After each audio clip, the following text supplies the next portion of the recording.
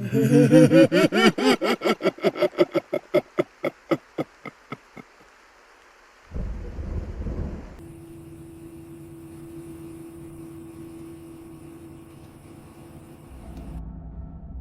you ever driven past someone who needed help and convinced yourself it wasn't your problem? Have you ever looked in your rearview mirror and seen something that couldn't possibly be there? What would you do if the person you refused to help appeared in your truck anyway? Silent, staring, impossible? And what does it mean when you realize you didn't leave them behind at all? My name is Frank Delaney, and I've been driving long-haul trucks for 22 years.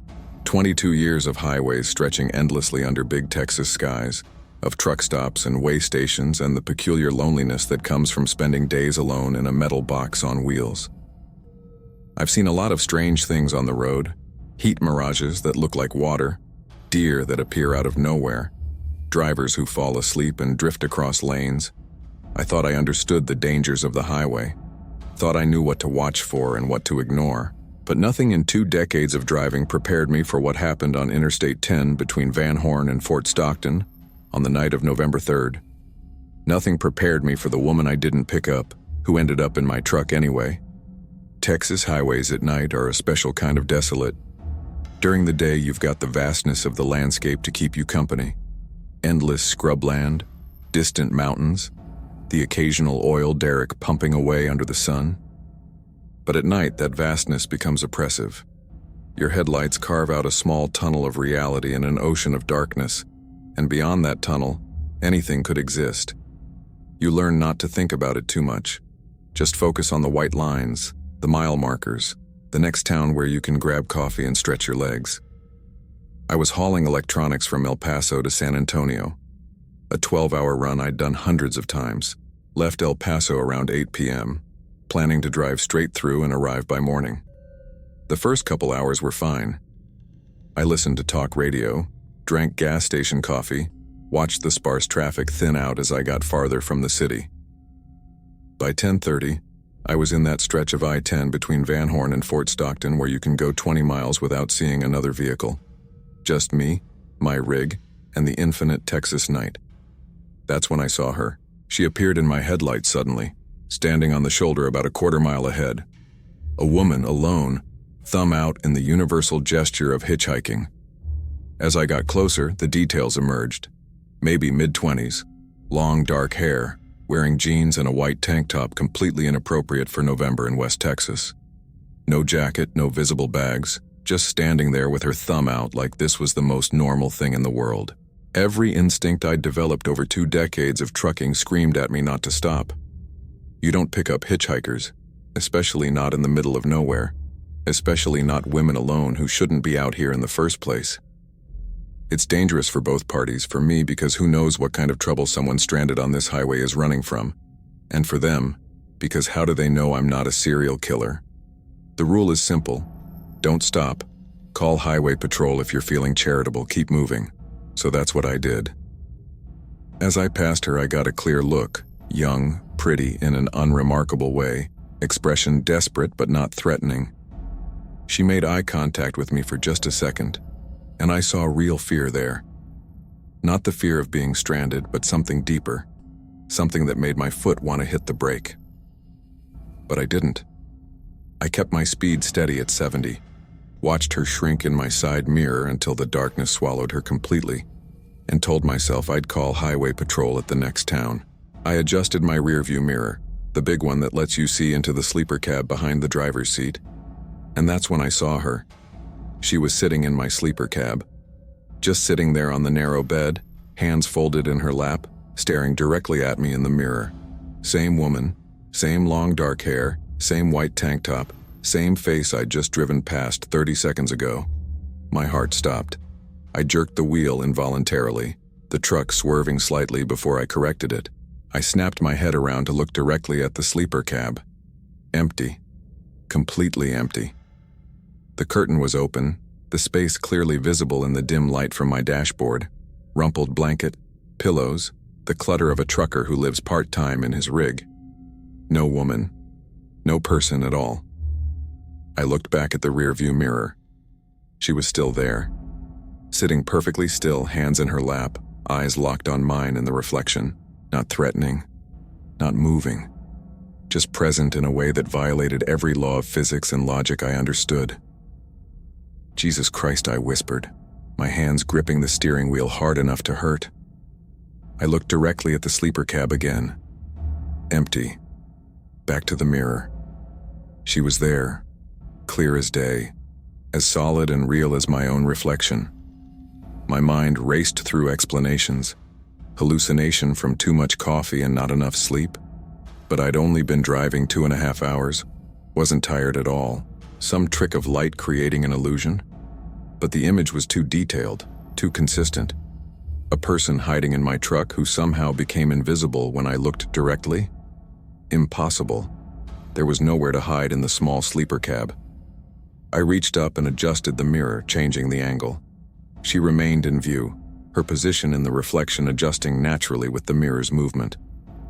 I could see her in perfect detail, the way her hair fell over her shoulders, the slight rise and fall of her breathing, even the texture of her tank top. She looked absolutely real in the reflection, absolutely absent in reality. "This isn't happening," I said aloud, my voice shaking. "This isn't real." But she was there, sitting in my mirror, watching me with an expression I couldn't quite read. Not angry, not sad, just watching, waiting for something. I grabbed my phone with trembling hands and called my wife Laura. She answered on the third ring, her voice thick with sleep. "Frank, everything okay?" "Laura, I didn't know how to explain what I was seeing. I think I'm seeing things. There's a woman in my truck, in the mirror, but not actually in the truck." "What? Slow down, honey. You're not making sense." I tried to explain it coherently. The hitchhiker, driving past her, seeing her in the reflection but not in reality. Even as I said it, I knew how insane it sounded. Laura's voice shifted from sleepy to concerned. "Frank, you need to pull over, right now. You're exhausted or having some kind of episode. Get off the highway and rest." "I'm not tired, Laura. I'm telling you, there's something wrong. She's still there right now in my mirror. I can see her." "Then don't look at the mirror. Focus on the road. Find a truck stop and pull over. Please, Frank. You're scaring me." I glanced at the rearview mirror again. The woman was still there, but now her expression had changed slightly. She looked sad, profoundly, deeply sad. And she raised one hand slowly, pointing forward down the highway. "She's pointing at something," I whispered. "Frank." "I have to go, Laura. I'll call you back." I hung up before she could protest and stared at the mirror. The woman's arm remained extended, finger pointing forward. I looked at the road ahead. Empty highway, darkness, nothing visible except what my headlights illuminated. But she was insistent, that finger pointing steadily forward like she was trying to show me something. Against every rational thought in my head, I kept driving, kept watching her in the mirror while trying to keep enough attention on the road to stay alive. She didn't move, didn't speak, just maintained that pointing gesture. Miles passed. 5, 10, 15. The whole time she sat in my reflection, pointing forward. Then I saw it. Hazard lights blinking on the shoulder ahead, barely visible at first. As I got closer, I could make out the shape of a car, small sedan, looked like it had been there a while. The hazards were dim, battery probably dying. I slowed down, pulled onto the shoulder about 50 yards ahead of the car, and put on my own hazards. I looked at the rearview mirror. The woman was gone. The sleeper cab was empty in the reflection, exactly as it was when I looked at it directly. She'd vanished the moment I stopped. My hands were shaking as I grabbed my flashlight and climbed out of the cab. The November wind hit me immediately, cold, carrying the smell of desert and diesel. I approached the sedan carefully, flashlight beams sweeping the area. The car was a white Honda Civic, maybe 15 years old, completely empty. Driver's door slightly ajar, interior light dead. I checked the windows. No one inside, no blood, no signs of violence. Just an abandoned car with dying hazard lights. I circled around to the trunk and found it popped open slightly. Inside was a purse, cheap leather, contents spilling out. I shouldn't have touched anything, should have just called highway patrol and left. But something made me look. Driver's license in a pink wallet. Jessica Marie Coleman, age 24, address in Fort Stockton. The photo showed the woman I'd seen hitchhiking, the woman who'd appeared in my mirror. Also in the purse was a cell phone, battery dead, a makeup bag, some receipts from gas stations and fast food places, and a crumpled piece of paper with handwriting that was barely legible. If you find this car, I ran south into the desert. He was following me, wouldn't stop following me, needed to hide. 11/3, around 9 p.m. Today's date, just over an hour ago. My blood went cold. I spun around, scanning the darkness with my flashlight. The beam cut through the night, illuminating scrubland and rocks but no people. If Jessica had run south into the desert an hour ago, she could be anywhere within miles. Could be injured, hiding, terrified. Could be dead. I called 911, gave them the location, explained about the abandoned car in the note. The dispatcher said highway patrol was at least 30 minutes away, asked me to stay put if I felt safe doing so. I said I would, then immediately regretted it. Staying alone on a dark highway next to an abandoned car where someone had fled in terror wasn't exactly safe. I walked back to my truck, climbed into the cab, and locked the doors. Then I looked at the rearview mirror. Jessica was back, sitting in the sleeper cab, hands folded in her lap, watching me. This time I didn't gasp or jerk away. I just stared at her reflection. "What do you want?" I asked aloud, feeling ridiculous talking to a mirror. She didn't respond, of course, but her expression changed, that profound sadness deepening. And slowly she raised her hand again and pointed, not forward this time, but to the right, south, into the desert where her note said she'd run. "You want me to find you?" I said. "You're out there, and you want me to find you." She didn't nod or confirm, just kept pointing with that same sad, desperate expression. And I realized what I was looking at. Not a ghost, not exactly. Something else. Some part of Jessica Coleman that had separated from her body when terror became overwhelming. That had tried to flag down help on the highway, and then found another way into my truck when I refused to stop. A projection. A psychic cry for help. Something I didn't have words for. I grabbed my flashlight, my phone, and a bottle of water from my cooler. Then I climbed out of the truck and started walking south into the desert. This was stupid. This was incredibly, monumentally stupid. I had no idea how far she'd gone, what condition she'd be in, whether whoever she was running from was still out there. But the image of her in my mirror, pointing desperately into the darkness, wouldn't let me stay in the truck. The terrain was rough. Rocks and scrubland and small arroyos that threatened to twist an ankle. I swept my flashlight back and forth, calling out, "Jessica! Jessica Coleman, if you can hear me, call out. I'm here to help." Nothing but wind and the distant sound of traffic on I-10. I kept walking, kept calling, my heart pounding. Every shadow looked like a person. Every sound could have been footsteps. I imagined someone following me, watching from the darkness, waiting to attack. But I pushed forward. I found her about a quarter mile from the highway, huddled behind a large rock formation. She was conscious but hypothermic, shaking violently, barely able to speak. When my flashlight beam found her face, I saw the same features from her license, from my mirror. She looked up at me with eyes that were equal parts terrified and relieved. "Please," she whispered. "Please don't let him find me." Who's after you?" "Ex-boyfriend. Been following me for days. Tried to run me off the road. I had to abandon my car. Had to hide. So cold." I wrapped her in my jacket, helped her to her feet. She could barely walk, so I ended up half carrying her back toward the highway. The whole time I kept checking over my shoulder, expecting to see someone pursuing us. But there was only darkness and desert. When we reached my truck, I helped her into the cab and cranked the heat. She huddled in the passenger seat, teeth chattering. I gave her water and a blanket from the sleeper cab, then checked the rearview mirror. Empty. No reflection of Jessica in the back, just the normal, ordinary interior of my truck. Highway patrol arrived 20 minutes later, along with an ambulance. They took Jessica away to get checked out, took my statement about finding her abandoned car and the note. They seemed skeptical about my explanation that I'd just decided to search the desert on a hunch.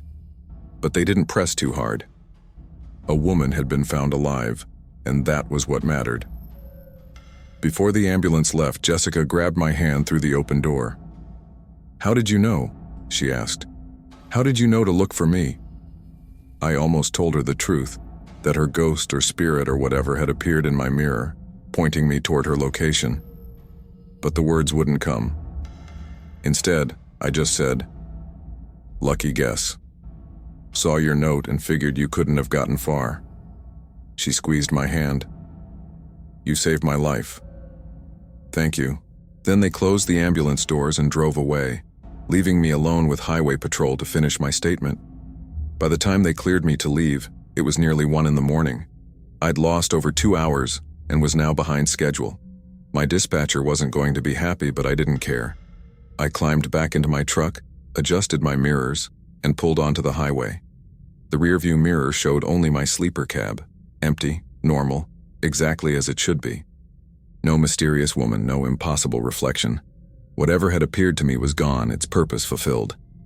I'd stopped for Jessica after all, just not in the way either of us expected. I called Laura once I was back on the road. She answered immediately, voice tight with worry.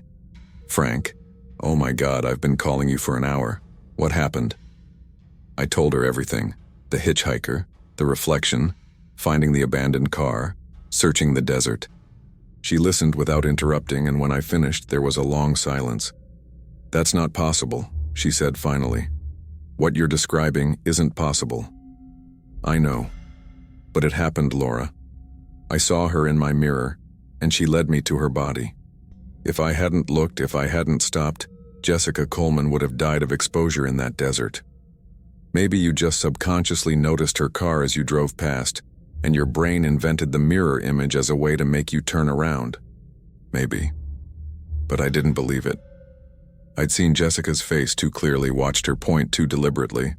That hadn't been my subconscious. That had been something else entirely. The rest of the drive to San Antonio passed without incident. I delivered my load on time, grabbed a few hours of sleep in my truck, then started the return trip to El Paso. But I couldn't stop thinking about what had happened, about the impossible woman in my mirror, about finding Jessica in the desert, about the thin line between life and death and the strange things that can happen when someone is trapped in between. I did some research during my downtime, looked up stories about phantom hitchhikers, about people seeing things in mirrors that shouldn't be there, found hundreds of accounts stretching back decades, drivers who picked up passengers that disappeared, reflections that didn't match reality, ghostly figures pointing toward accidents or people in need. Most of it read like urban legends or campfire stories. But some had that ring of authenticity, that specific detail that suggested the person was describing a real experience. I found articles about Jessica's case too. Her ex-boyfriend was arrested 2 days after I found her, charged with stalking and attempted vehicular assault. Apparently, he'd been following her from Fort Stockton, trying to run her off the road, finally succeeding on that desolate stretch of I-10. Jessica had abandoned her car and run into the desert, leaving the note as a desperate breadcrumb in case she didn't survive the night. She'd nearly frozen to death before I found her. The articles called it a miracle that a passing trucker happened to spot her car and search for her. Called me a good Samaritan, a hero. But I knew the truth. I hadn't been a good Samaritan. I'd driven right past Jessica when she'd needed help, had ignored her desperate thumb in the air. It was only when something impossible intervened, when her consciousness or spirit or whatever reached out from the desert and appeared in my truck, that I'd turned around. That thought haunted me more than the supernatural experience itself. What if she hadn't appeared in my mirror? What if I'd just kept driving, made that call to highway patrol hours later, and they'd found her body frozen in the desert? I'd have been partially responsible, complicit through inaction. The ghost in my mirror had saved me from that guilt as much as it had saved Jessica's life. About 3 weeks after the incident, I received a letter forwarded through my trucking company, return address in Fort Stockton. Inside was a handwritten note.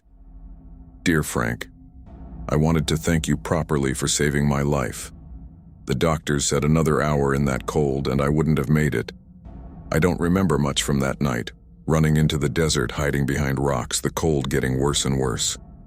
At some point I think I must have passed out or gone into some kind of shock. I had this weird experience where I felt like I was somewhere else, like I was watching myself from outside my body. I remember seeing a truck drive past on the highway and thinking, please stop, please help me. I remember feeling like I was inside that truck somehow, trying to make the driver understand I needed help.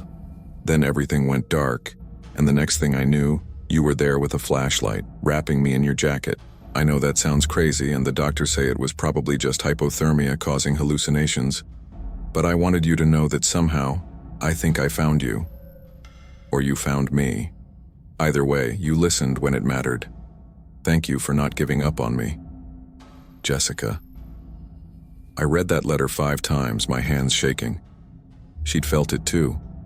She'd experienced that same impossible thing from the other side. Her consciousness separating from her freezing body, finding my truck, trying to communicate. We'd met in some liminal space between life and death, between the physical and whatever lies beyond it. And that meeting had saved her life.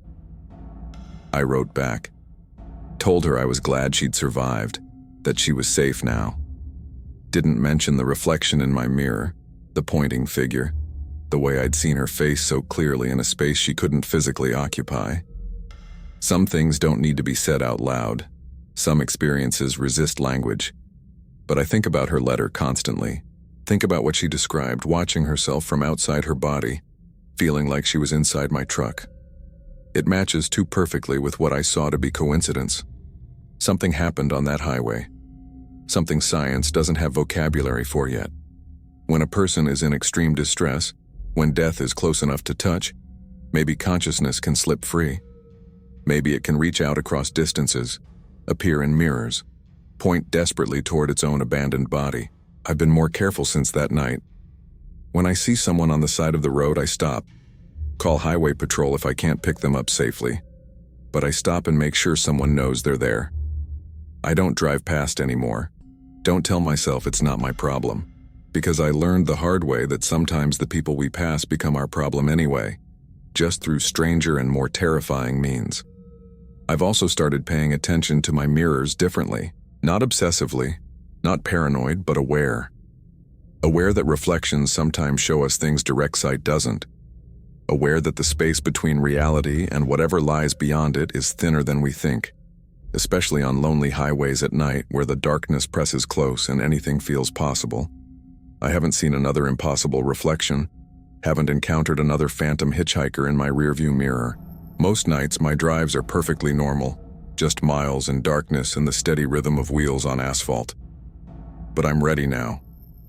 If someone appears in my mirror again, if some desperate consciousness reaches across the void to ask for help, I won't hesitate. I won't drive past, I'll stop, I'll listen, I'll search the darkness for whoever needs finding. Because that's the real horror, isn't it? Not the supernatural experience itself, but the knowledge that we're all just one moment away from becoming that person on the side of the road. One mechanical failure, one wrong turn, one dangerous person following us, and we're stranded in the darkness hoping someone will stop. Hoping someone will care enough to help. Jessica was lucky. Her consciousness found a way to make me care, to turn my refusal into action. But how many people aren't that lucky? How many die alone on empty highways because everyone drives past? Because we've all learned not to stop, not to get involved, not to make other people's emergencies our own. I think about that every time I see my own reflection in the rearview mirror.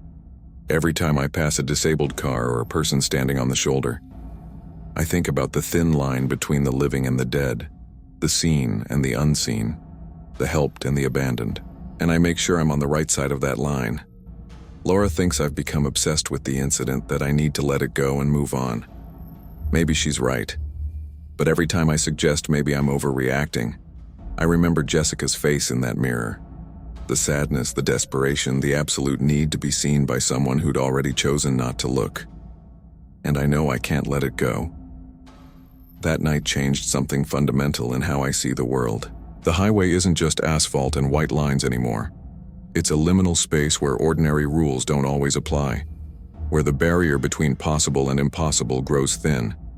It's a place where consciousness can slip free from dying bodies and hitchhike in rearview mirrors, where the dead and the nearly dead can still reach out for help if they're desperate enough, if someone is willing to see them. I'm willing now. I watch my mirrors. I stop for strangers. I make the calls and take the risks and refuse to drive past people who need help. Because I know what happens when you don't stop. I know that the person you refuse might find another way into your truck anyway, might sit in your reflection and point at their own dying body until you finally pay attention. That's the real ghost story, the real horror. Not that the supernatural exists, but that it takes something supernatural to make us care about each other.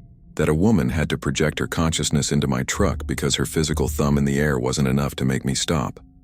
That says something terrible about us, about me, about the walls we build between ourselves and the suffering of strangers. So yeah, maybe I am obsessed. Maybe I do think about Jessica Coleman and that impossible reflection more than I should.